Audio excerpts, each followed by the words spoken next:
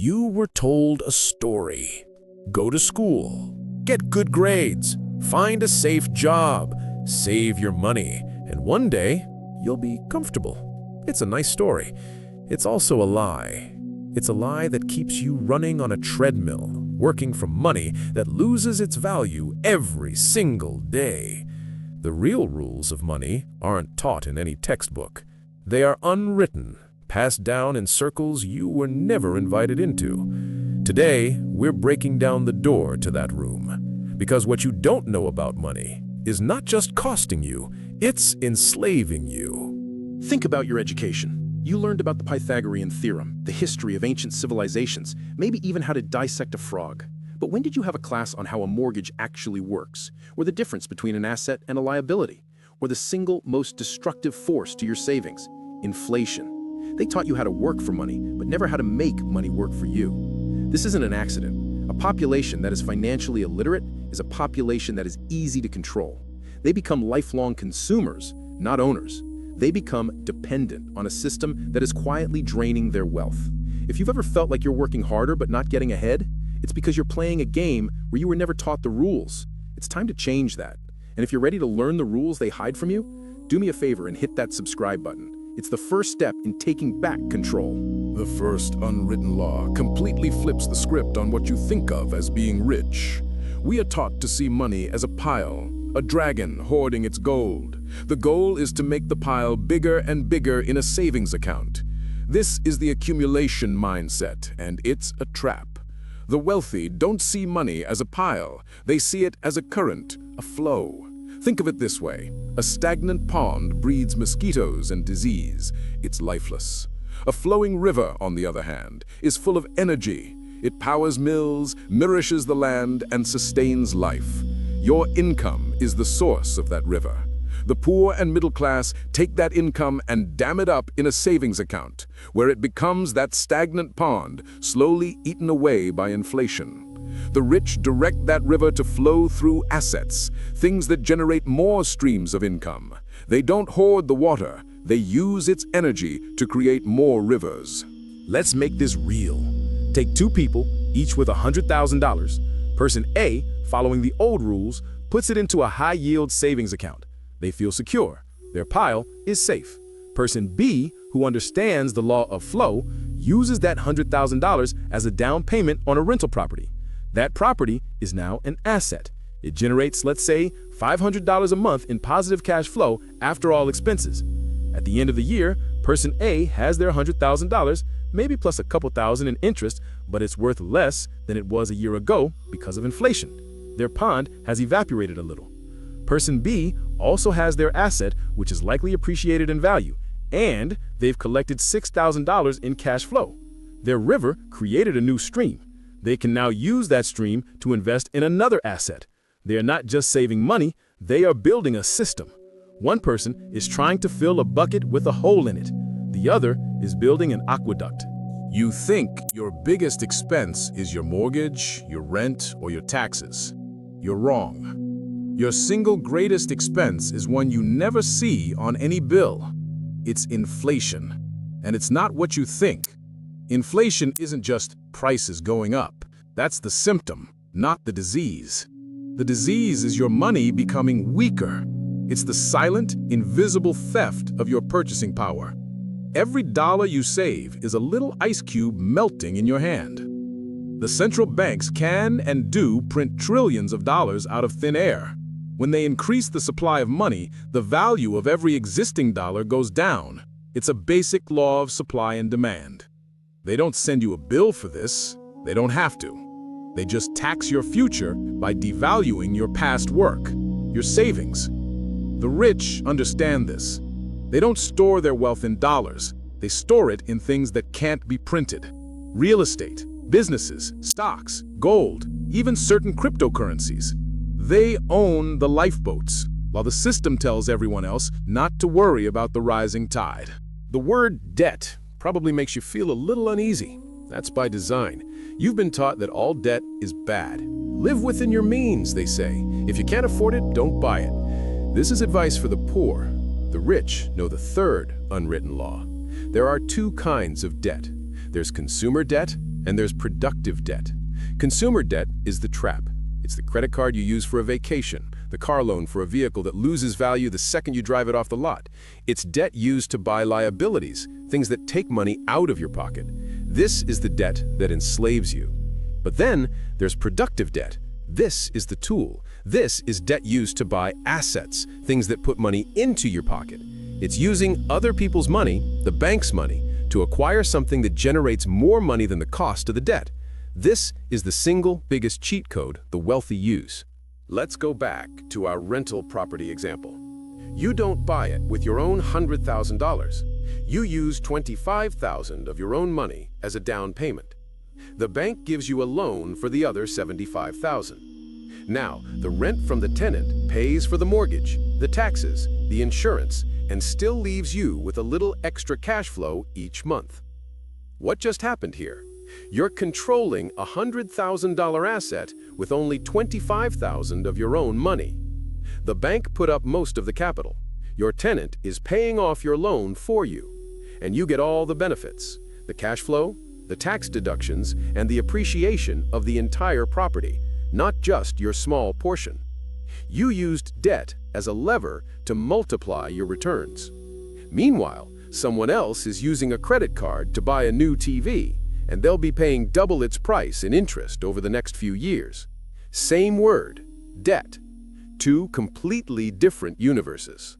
If I asked you, who is wealthier? A surgeon making $500,000 a year, or a plumber who owns a small business that nets him $100,000 a year, who would you pick?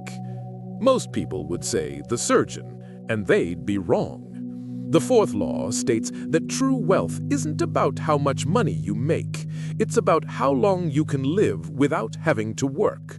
Wealth is measured in time. The surgeon has a high income, but also has massive student loans, a huge mortgage, expensive cars, and private school tuition. If she stops working, that income disappears, but the bills don't. She might only be able to survive for 3 months. Her wealth is 3 months. The plumber, on the other hand, has built a business. He has other plumbers working for him. He's bought a few rental properties on the side. His assets generate $10,000 a month, while his living expenses are only $5,000. If he stops working tomorrow, his income continues. He is infinitely wealthy. His time is his own. The goal isn't to be rich in dollars. The goal is to be rich in time. Your job will not make you wealthy. Let me repeat that. Your job, your salary, your 9 to 5 will not make you wealthy. It's designed to make you survive. It's designed to make you comfortable enough not to leave. This is the core of the rat race. You trade your most valuable resource, your time, for a paycheck. That paycheck is then eaten by taxes and inflation. You get a raise, so you buy a bigger house or a nicer car, and your expenses rise to meet your new income. It's a trap. The fifth unwritten law is that your salary is not the source of your wealth. It is the seed for your wealth. You use the money from your job to do one thing and one thing only: buy or create assets. An asset is anything that works for you so you don't have to. A stock that pays a dividend, a rental property that pays you rent, a business that operates without your daily presence, intellectual property that generates royalties. You get rich while you sleep, not while you work. Your job is just the funding mechanism for your real wealth-building machine. We are fed the hustle culture myth. Work harder than everyone else. Be the first one in, the last one out. But look around you. Are the hardest working people you know the wealthiest? Is the roofer working in the summer sun or the farmhand harvesting crops richer than the person who created a simple software application that solves one small problem? This sixth law is a tough pill to swallow for many. Money does not follow effort. It follows value. And more specifically, it follows value that is scalable. The roofer can only fix one roof at a time. His effort is capped. The software developer can write a piece of code once, and it can be sold to millions of people with almost no additional effort. That is scale. That is leverage. Your income is not proportional to how hard you work. It is proportional to the value you provide and how many people you can provide that value to. Stop asking, how can I work harder? And start asking, how can I provide more value to more people with less of my own time? The final unwritten law is the most important because it ties all the others together.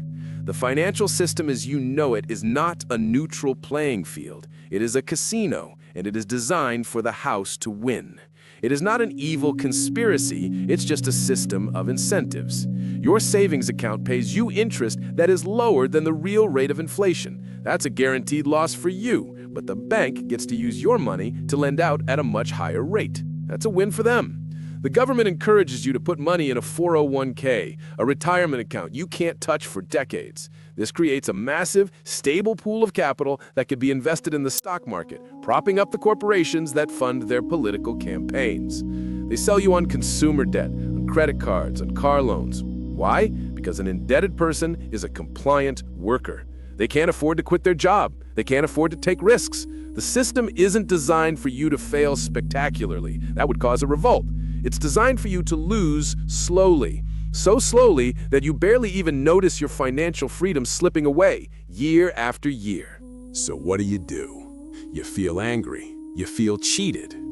That's a good thing. It means you're waking up. You can't change the system overnight, but you can change your position within it.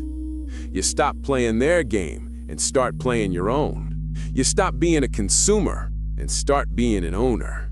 You stop seeing money as something to be saved and start seeing it as a tool to be deployed. You educate yourself. You learn the language of assets, of cash flow, of leverage. You start small. You buy one share of a company you believe in. You save up for a down payment on the smallest, cheapest rental you can find. You start a small side business that solves a problem for people. You opt out of their rigged game by building your own. It's not about becoming a billionaire. It's about taking back your time. It's about winning back your freedom, one smart decision at a time. These 7 laws are not secrets. They're just a different way of seeing the world. A lens that the powerful use to maintain and grow their wealth while telling you to look the other way. They want you focused on saving pennies while they are printing trillions. They want you worried about your credit score so you can get more bad debt, not so you can get good debt. They want you to trade your life away for a salary. Today, you've been given the lens. You can't unsee what you've just seen. The story they told you is broken. The good news is, you get to write your own. The choice, now, is yours. Which of these laws was the biggest revelation for you? The one that made you stop and really think? Leave a comment below. I want to know which one hit you the hardest.